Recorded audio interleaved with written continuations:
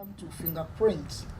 Today we are going to talk about something that affects every developer, business owner, and homeowner who approves when these people are to start work. This is what we are going to tap into. But before then, I have Regina Mensah here, who happens to be a dietitian, and we are going to discuss one or two things. Since we all eat, we have to know what we ought to do, so it's here to help. This program is mainly for job creation, so let us move into it. My name is Ni Udai Kofi. I'll go straight to Regina. Regina, you are welcome. Thank you very much, Mr. Udai. Okay, so just give me Ni Udai and take out the mistake. Okay, that's fine. That's okay. Okay, so Reggie, I want you to tell the viewers who you are. Okay, thank you very much, Udai, for this opportunity. So I am RD Regina Mensah, a registered dietitian at Mimosa Hospital. So today, like you said, we are here to briefly talk about this exciting moment about a new dietetics clinic at Mimosa Hospital. That is why we are here today. And where your location? Where is your location? Okay, so Mimosa Hospital is located at Dansoman Sakaman, around the Blue Lagoon.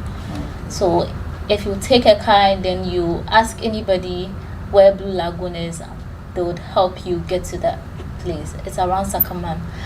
And it excites me to join the wonderful team of professionals at Mimosa Hospital.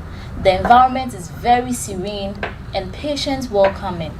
So I hope all people who want the services of all hospital services, taken from minor surgeries, theater sessions, eye clinics, maternal and child health, we run all that at Mimosa Hospital, and we will be very glad to have you all around. Really? Okay, so let me ask you this question. So when we talk about dietitian, who is a dietitian? Thank you very much for your question. So mostly people say dietitians are diet police. Today I want to take out that perception. We are not diet police. What we are is we are experts in nutrition, and then we give personalized nutrition advice. And the reason why I'm saying personalized nutrition advice is there are a lot of nutrition information on the TV, on the radio, and even on social media. Everybody is talking about what we eat, what we are supposed to eat. But you and I can agree that we all have unique bodies, individual bodies. And so how somebody eats something should be different from how another person should eat it. And the dietitian is the expert to help give this individualized and personalized nutrition care to people of all sorts. And I want to clear this myth. People say it's only when you're sick, when you have chronic conditions like diabetes, hypertension, that is when you are supposed to see a dietitian. But that is not true. Really? Everybody needs a dietitian. So far as we eat, then it means we need a dietitian. You and I eat, we need a dietitian. Why am I saying that? You have a required amount of energy that you are supposed to take in a day. Your protein requirements are all on the books of the dietitian, and it's only when you see the dietitian that you get this education, and then you are helped through to know what to take at specific points in time. Really? Yes. So people tag you as food police, right? Yes, please. But we are not food police. So who are you? Thank you very much. Like I said, we help individuals of all sorts, both those who have disease conditions and then those who are already in a good health state. If you're in a good health state, the dietitian comes in to help you maintain that good health state. If you're in a disease state, the dietitian comes in to add diet to the medicines you're already taking, to help you go through a quick recovery and then a long-term health. Yes. So for the dietitian, he's looking at your dietary needs, he's looking at your health status and how they can help with diet in that aspect. Like I said, you don't have to be sick to see a dietitian. Everybody needs a dietitian because you eat. So does it mean if I want to eat acne and fertility, I have to see a dietitian? Yes, you can see a dietitian in that regard, because the dietitian can tell you how this acne and fertility should be served to serve your needs. Which needs are we talking about? Your nutrients needs, your energy requirements. It's only the dietitian that can help you to decipher this information. So does it mean that if I want to eat maybe rice and chicken and I did not consult the dietitian, am I doing something wrong? I wouldn't say no and I wouldn't say yes. The truth is, we are eating every day, but most of us are eating wrongly. Okay. Why am I saying that? If you look at these disease conditions that are common, hypertension, diabetes, we term them as lifestyle diseases or lifestyle conditions. It's basically from how people have been living their life for some years back, 10-15 years ago, and mostly diet is the major role. So it's not just one time rice and chicken that you eat, but maybe it's how you've been eating for that long period of time that has landed you in a particular condition. So you may be doing the right thing, you may be doing the wrong thing. That's why I said I'm not saying no and I'm not saying yes. But it will be the best to see a dietitian to let you know if what you're already doing, you're on track, or if what you're doing is out of track, so you get on track quickly and then you have a healthy living. Okay, so someone will say, so if I'm to see a dietitian, what should I do, or where should I pass, or where should I go? So as a dietitian, as a professional, what will you tell the people who are watching me? Okay, thank you very much for this question. Mimosa Hospital has this exciting news for us all. Our dietetics clinic runs every day to ensure that people get good and quality nutrition care. Okay. And then to see a dietitian, you can walk into the hospital, Mimosa Hospital, and you meet or you see the professionals at the OPD. They welcome you, and then you do the necessary payments, and then you see a dietitian. And I know some people will be so worried about its affordability. Yes. Well, services provided at Mimosa Hospital, I can say, are so affordable. And the good news is most of the services are covered by the NHIS and then the Metropolitan. And then currently, the hospital is working on other insurance schemes as well. So it's a good news for us all. Let's take this opportunity and visit Mimosa Hospital to have the dietetics experience. Okay, so before you go, what do you have for the people who are watching you right now in terms of the Ghanaians? What do you have for them in terms of advice? What advice do you have for them in terms of them? You have already said it, but in terms of them going to buy food or preparing food, or you see some people where they prepare food, you don't know. But if you pass by that place, you never buy their food. People, the water that they use to prepare the food and other things. So as a professional dietitian, what advice do you have for the Ghanaian population as well? Thank you very much, Neo Dai, for this question too. The truth is, this month happens to be the month we use to celebrate food safety and then create awareness. Oh, so, really? Yes, the Ghana Academy of Nutrition and Dietetics is running awareness throughout the nation, informing people about food safety practices. And why are we doing this? Because if the food is in a balanced proportion, but it is not safe in terms of what you said, how it's prepared, what is used in preparing, it's not safe, then it still brings the person eating some disease conditions or some foodborne illness.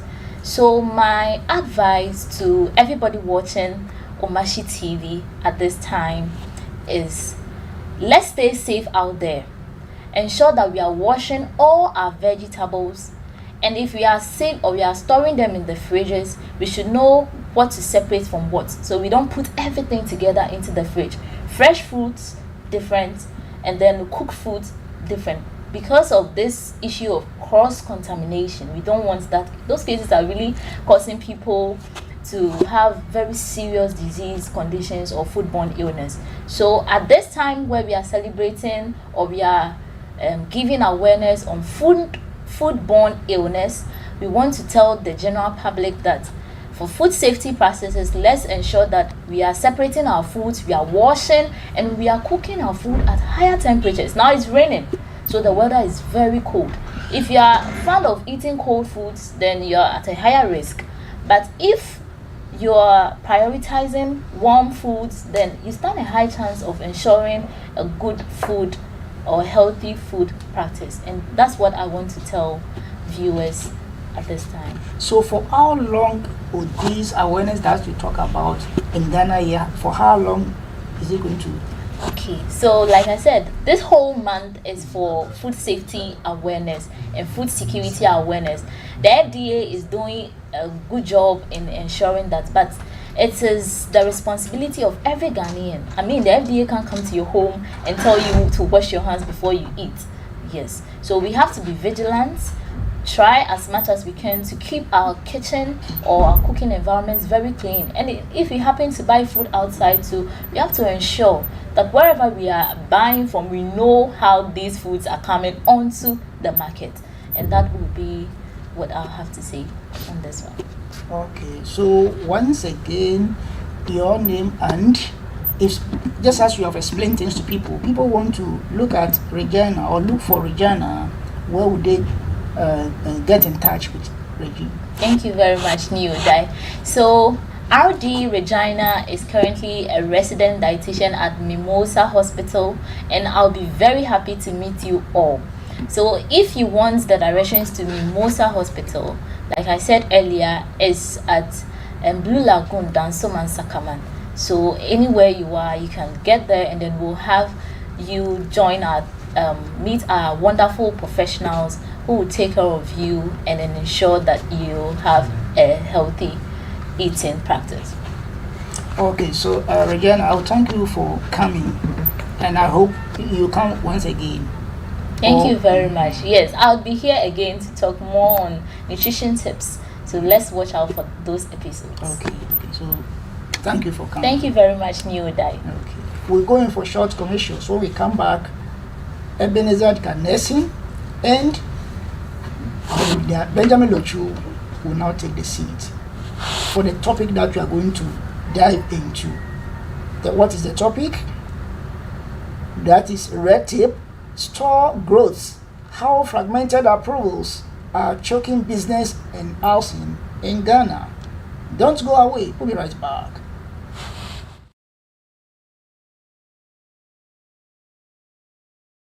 Children have a very high nutritional demand in relation to their size, and vitamins play an important role in maintaining healthy growth. That is why we at Base Pharmacy Company Limited have introduced Base Vite Kid Drops, a multivitamin drop with 7 essential vitamins including vitamin A, D, B1, B2, B6, and vitamin C to aid your child's healthy growth. Base Vite Kid multivitamin drops have been specially formulated to help meet your child's nutritional requirements, helping them to get back to playtime faster.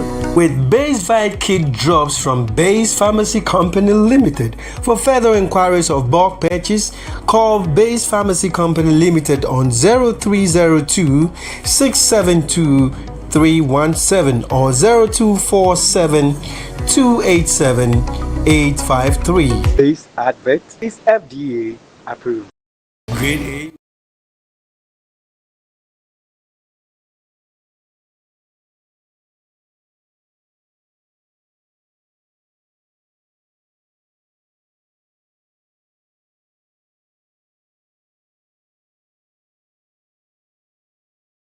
Right back. This is Fingerprint.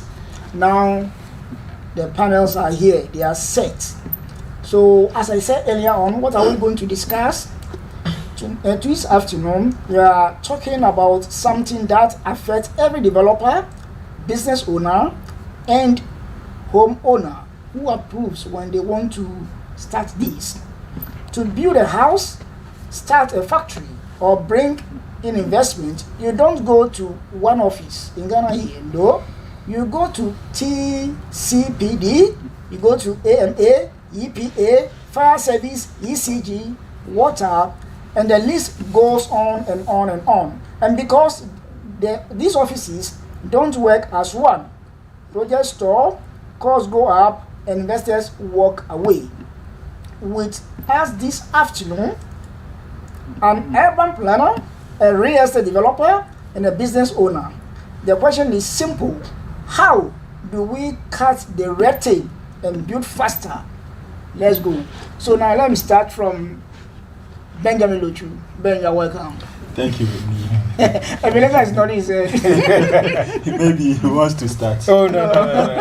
You can go ahead. Yeah. Good afternoon to our cherished viewers.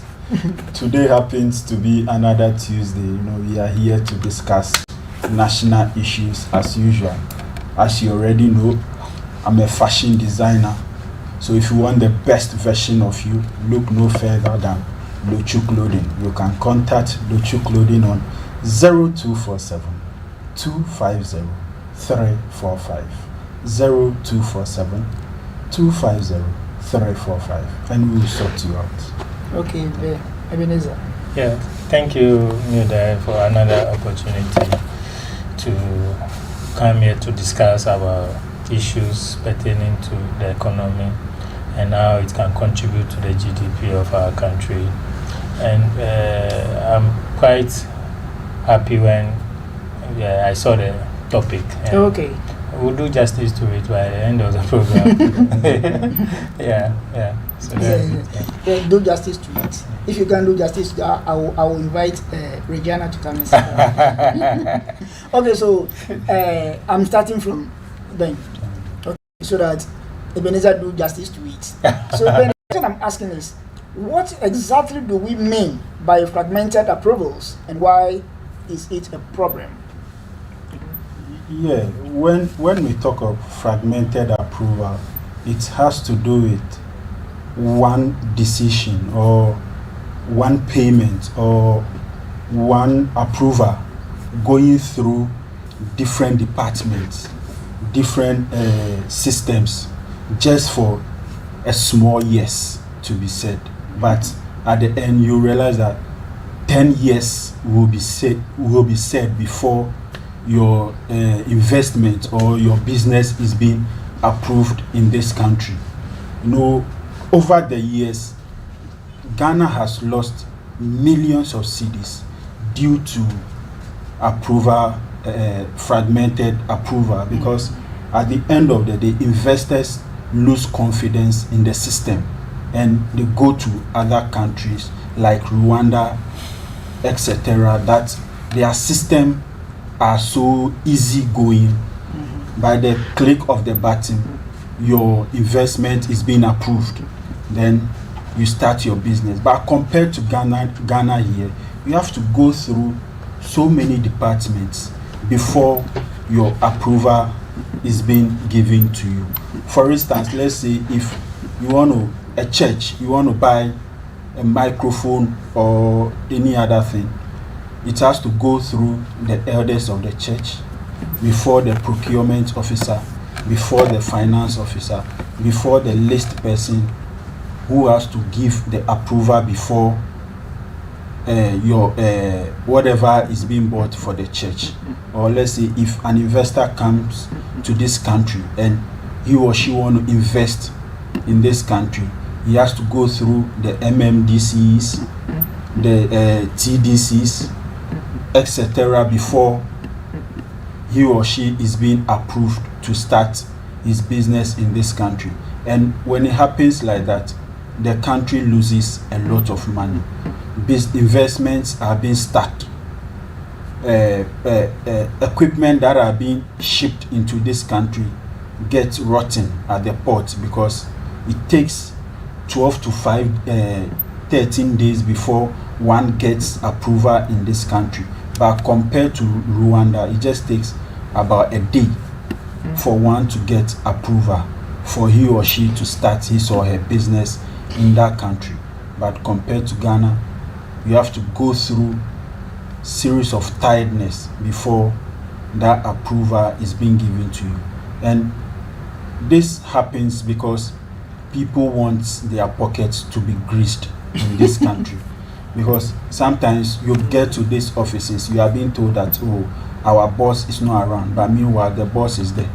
The person telling you that the boss is not around wants his or her pocket to be greased before he will give you access to the boss. And when it happens like that, the unemployment keep rising, because you are stopping that person from investing in this country so that people will get employed. Okay, so before I will come to you, I can see that Benjamin has traveled to Uganda. So I also like to know where you also traveled to. So same question. So fragmented approvals basically has to do with seeking approval in order to obtain license permit from government institutions. And this happens when you can single-handedly do that with one institution, whereby that institution will multiply by way of other institutions. So for instance, if you're an estate developer, you need permit. You have to go to MMDC or the district assembly for permit.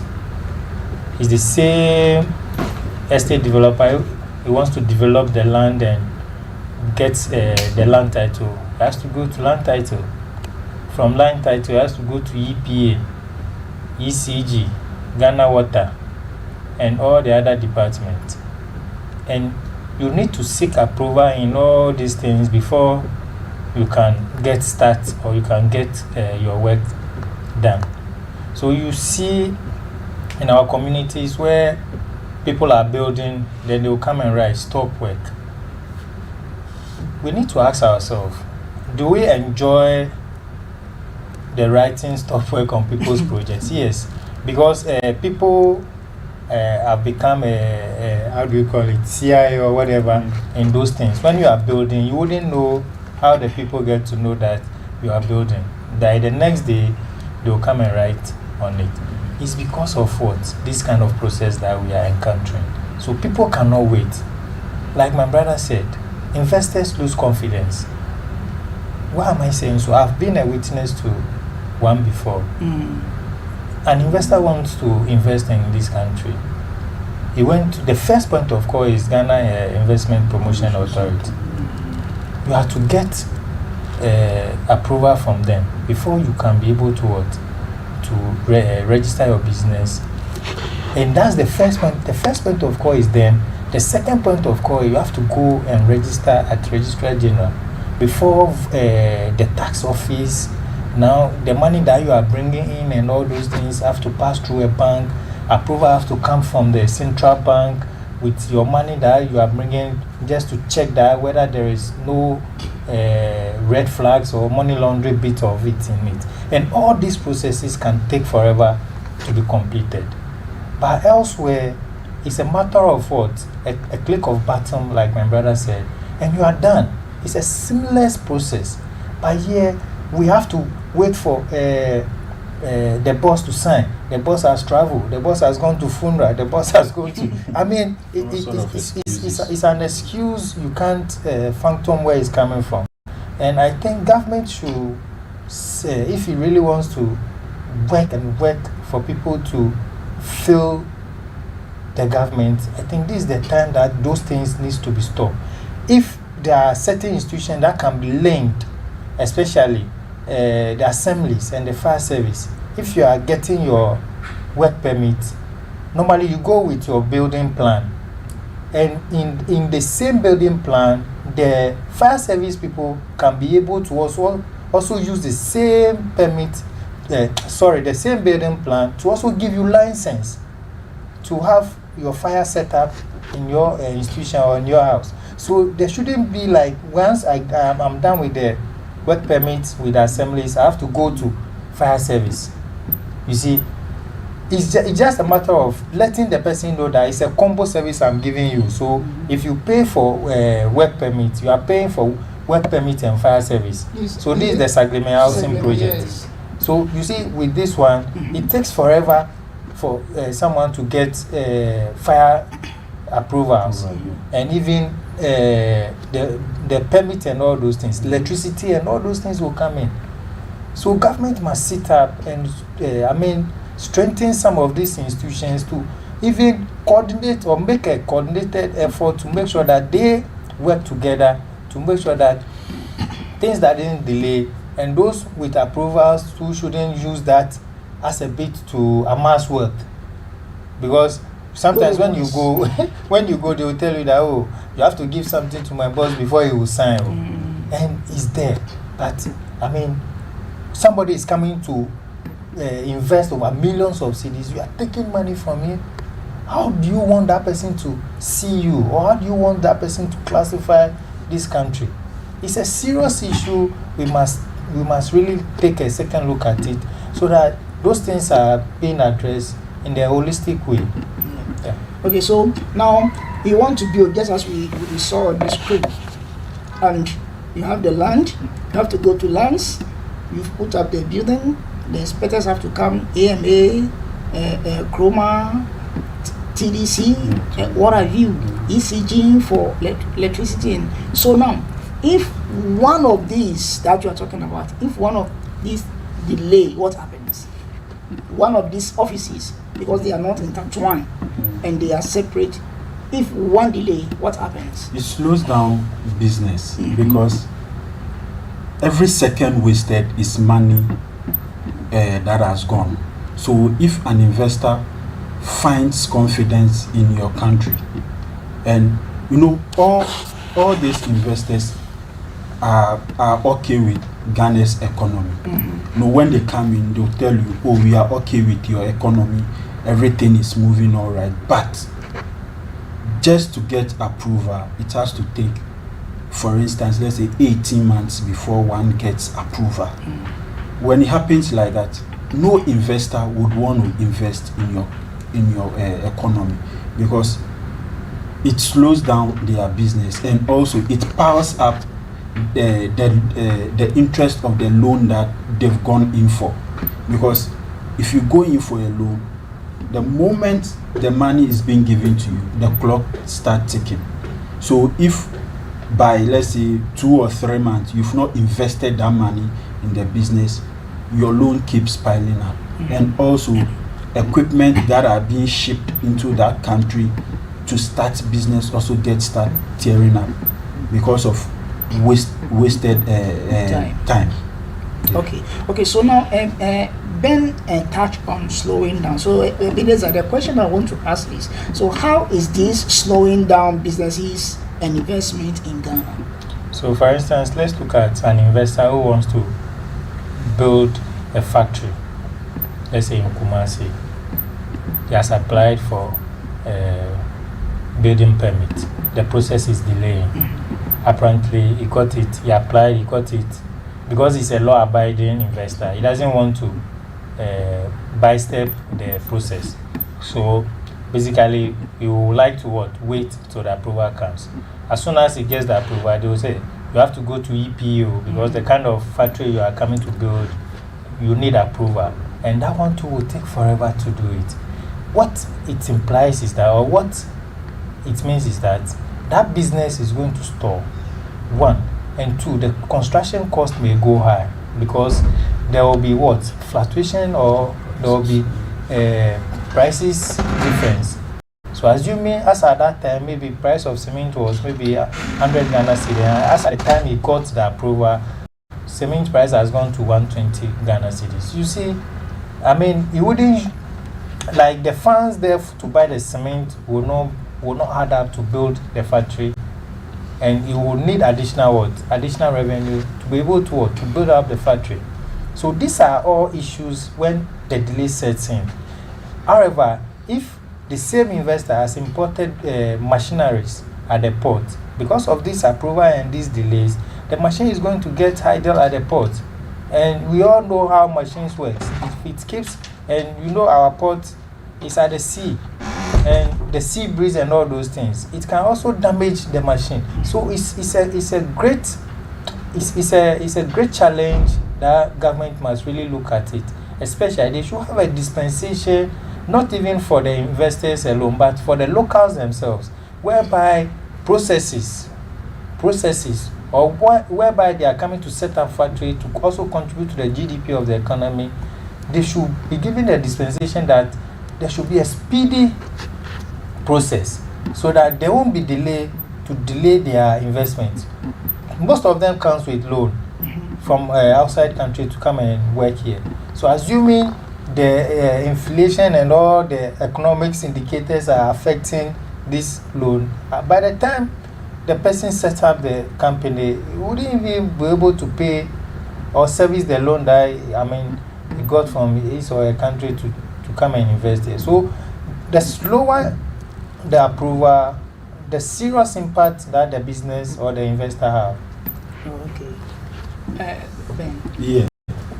If I am an investor and I want to invest in a certain country, and just for an approval, it's taking 18 months. And compared to other country, approval is taking 30 to 60 days. I would prefer that country that to get an approval, it takes 30 to 60 days, because whatever investment that I'm coming to do in that country, I came with a loan. I took a loan from a bank, and the banks are on my neck that they want their money back. So if getting an approval is taking 18 days, then I would not invest in that country again, because the banks are on my neck, and my equipment too are getting spoiled at the port, and the cost of materials also keep increasing every day, because you can't determine the price of you can't determine the price for a retailer, because he or she will tell you wherever they are taking their materials from, they increase the price there. So if approval will take 18 days, then I'd rather go and invest in another country. When it happens like that, it's the country that is losing. One, the country is losing money. Two, unemployment keeps going high. A country that unemployment keeps going high, what the youth tends to is armed robbery. So yes, you are a threat. You, the rich man in that country, you are a threat to the unemployed youth in that country, because they will always be targeting you. You are the richest person in that country. So I'd rather go to a country that getting approval is 30 to 60 days. Yeah. Okay, so you can see this, I think it's bank, right? Yeah, this. Yeah, the building that came earlier is the Stanbic Heights. Yeah. Okay. That's the Stanbic Heights at Opavia. So before you come out with this, the process that you go through, it is not Yes, easy. it is hectic. Okay. So now they complain a lot. So in your suggestion, I can see you want to compare and contrast. You even mentioned Rwanda. Now let's look at Rwanda and then Nigeria. Their system, comparing to Ghana's system, which system do you think the investors will buy into them fast? They will buy into Rwanda and Nigeria system, because theirs is so simple and easy. By the click of the button, you get your approval, compared to Ghana's own, because a country that is serious with investment don't joke with its investors, because they want to do everything possible for their investors to feel happy in that country. So they will make the system easy for you, so that you will get your approval for you to invest. Mind you, that government is not creating job for the people. An investor is in the country to create job for the people. So you have to make the system easy for that investor to be able to invest in that country. Okay, Ebenezer, do you have something to add? Yeah, I think Rwanda and Nigeria on point, and why are they doing that? It's because they realize that if an investor is coming to invest his money. So why will I have to, if the person he's been able to bring a lot to invest, which is also going to contribute to solve the unemployment rate. Why will I have to wait? I mean, frustrating an investor is like it's a big thing to them, because they don't want to be frustrated, because they have their money and they have left their respective country to come here, sit or reside here and do serious business. So if you try to delay them, I once worked with a Chinese. He said, "Me, I don't like delay. I want everything fast. And I came to buy into that idea, because the more you delay, the more you are wasting resource and time. So I think Ghana should also adapt the system of fast-tracking things. Quite recent, DVLA, they have a premium service for most things, are even administrative works. And once you go to certain departments, by 4, they are packing. So if we run shifts, once you are leaving, somebody should also take over. So by the time you come the next day, the approval or whatever is waiting for your boss to sign, and the person will get his or a permit or license and go ahead to fast track things. And I believe maybe that's the way Rwanda and Nigerians are doing it. So we should also adapt. I mean, sometimes if you can't beat them, you join the wagons, and you get going. Yeah. Okay. Now let me come to you, Ben. So Ben, what's the impact on ordinary Ghanaians trying to build homes? When you are investing in building, it's a huge project. So when I need an approval and the approval keeps waiting, it's either I start building without permit or I take it somewhere else, because I can't be waiting for an approval for the past 18 months and still the approval it's not coming. Because per the pictures we saw, realize that these are huge buildings.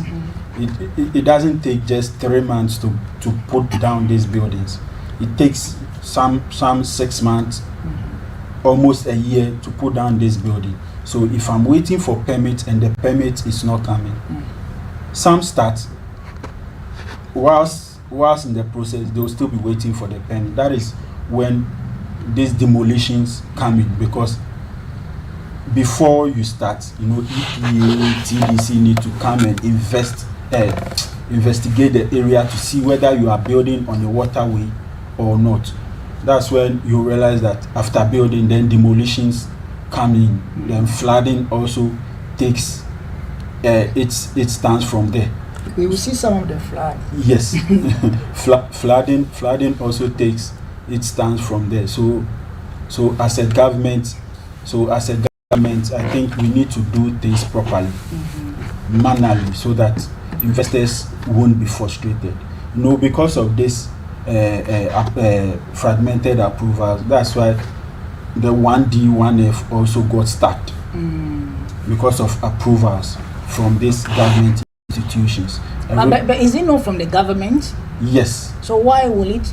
Because if an investor comes, an investor has bought into your idea 1D, 1F, and the investor needs just approval to set up, let's say maybe a mango factory or whatever factory that the investor wants to set up, and we are still wasting the investor's time. The investor will not be encouraged to go into setting up that factory again. So that is what I mean when I say that because of this fragmented approval, the 1DF got stuck. Okay. I intentionally asked you because it has affected me. Oh, okay. Yeah. A man who come out with the plan of producing this cocoa powder and chocolate and other things. Because of this 1D, 1F something, he buys into that idea, he registered, and they started tossing for so many years. I don't know where he is now. Okay, now, Ebenezer, the same question. And this is where we are going to look at some of the buildings that has been demolished. No, submerged, water, flood. We will watch them soon. So, Ebenezer, the same question. What's the impact on ordinary Ghanaians trying to build homes? So we look at that one too as well. So The impact is that most building material cost will go high cost of labor, because as and when time is going or time is far spent on one approval, labor cost will also go high. So that's one. Two, some building without permit will happen, because apparently they will go against, or they wouldn't wait for the approval. And at this point, I would like to even link it to the recent flood that we had. Okay, so we have the video there too. Yes, I will link it to it, because here is someone trying to build. So now link. Yes, here is someone trying to build. He has sent his site plan or his drawings to you at the assembly. Just come and look at the site and see whether it's at the waterways or it's a road or whatever. If you don't come and the person takes it upon himself to what? Build without what? Coming for the approval, because it feels the approval will delay, and it doesn't have the luxury of time looking at the high cost of building materials, the way it was skyrocketing, I think, years back. That was when people started building 2-3 years ago. Go and check Malam, Sahara, Otojo area. That was when people started building anyhow, because no proper checks was done. And is it because of the delayance? No, if you are delaying me just to get a work permit, I will build. Most of them build in the evening. By the time you come in the morning, you will see them. So to even like give them a letter that they should come. For instance, even if you give them that, they will not even koto to watch out, because by that time maybe it's at the lentil level. Do you want that person to demolish the house or what? So some of these things, if the house is being complete, they can even demolish it. They can demolish it, but that's where corruption sets in. Because the person's house has gone to the building has gone to the lentil level, and looking at the money that he has invested in it, will you let him demolish it, or rather than giving him something to let off the whole situation? You understand me? So this is where the fragmented comes in. Yes, this is where the fragmented comes in. Destroying everything that comes in. And the corruption and all those things set in. And this is where we are. These are you see, people, houses and everything submerged, cars and everything. Look at the impact. Look at the loss of life. Must we sit down to allow some of these things to happen without people checking, without the government putting punitive measures to make sure that these things doesn't happen? What are the assemblymen and the assembly are doing? These are their core duties. The MCs. The MCs. Because if you are able to give a proper permit, you'll be able to know the number of buildings people are putting up, and to be able to determine the revenue that the assembly is going to get. But most of them don't know. Last time I was in the house and a lady came, they have been assigned to come and take a rent property rate. Then they came. Then they gave us some. I wouldn't use any word, but they gave us some figure, which we told her that no, you can't value my house and give me this property rate to pay. You understand me? Because you need to ask yourself: has the assembly even visited the vicinity, or where was the site plan when they were building that you gave permit to determine the amount that I'm supposed to pay as a rent? So the assembly, I must say on today that they have failed Ghanaians. The assemblies in Ghana, they have failed Ghanaians, and the most of the flood areas, I think the president must fire most of the MCEs, because they are not working. They are town and country, whatever, they are not working. And we shouldn't sit down for some of these things to happen. People, houses were submerging, cars, expensive cars and all those things. Why must those things happen? You don't even talk about the people who perish in there. Yeah, that's why I spoke about it. You understand me? It's very bad. It's very bad. Just look at the Alajo Gota and all those things. If proper planning is put in place, all these things will not happen. sometimes we blame government, but we also have to blame the people working there. They are the government. It's not only the president and his cabinet or the vice president. No. Government is by the people, for the people. So if you are working at the assembly, you are also part of the government, and you are the government at the lower level. So the president cannot move from the Jubilee House to come to Otojo and say, oh, my brother, stop work. You are building on the waterways. And they will tell you that because approval has not come. If approval has not come, what are you doing about it? Are you just going to exchange money in terms of approval, or forgo the approval and let the person build so that it will cause flood and havoc in the country? I think these are the things that the government must put measures to stop.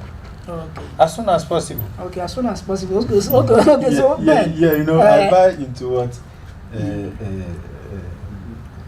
my brother is saying. I want to ask you questions so that you marry the two. Okay. So that what you buy into, then you marry them, because due to our time. Yeah. Okay, so for what we are talking about, we need solution, isn't it? Yes. So the question I'm asking is, what's the solution? Who or how do we fix this that we are talking about? Okay. To come to, let me. So I buy into what my brother is saying, because the corruption starts when the authority realizes that, oh, this building belongs to this big man, and this big man, for example, is the one that sponsors our political party. I think the first flood that happened, a political figure said this statement that he financed the party. So why are they coming to demolish? You can't do that. You can't do that in a developed country. But you know what is amazing?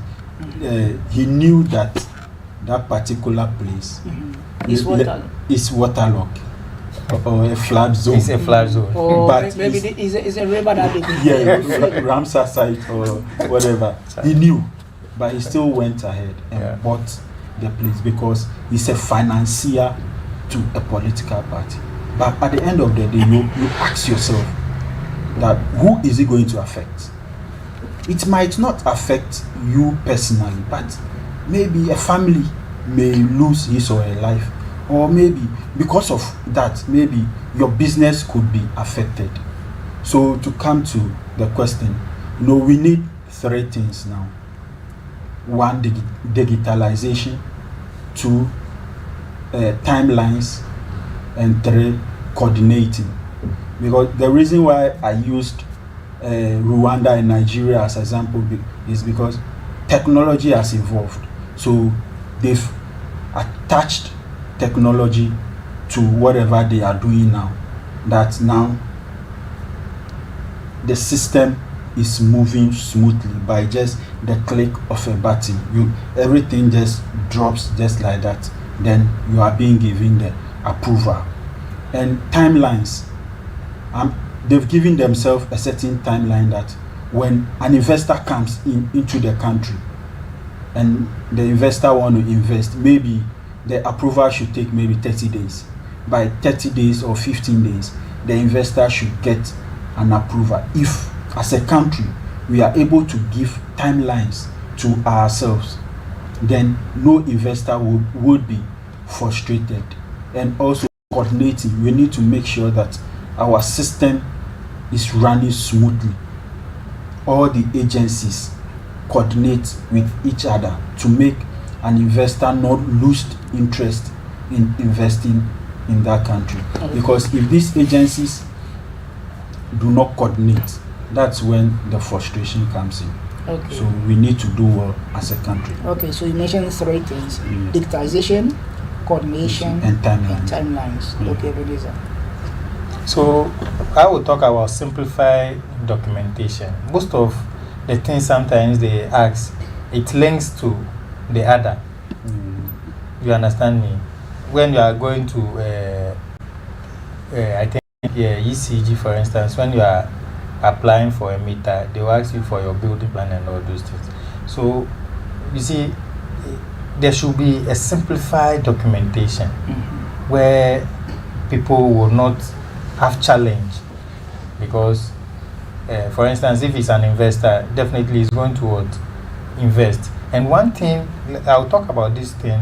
One thing most of the banks do is that when even they are opening account for this investment, they've realized these fragmented approvals also have effect on their banking system. So do you know what they do?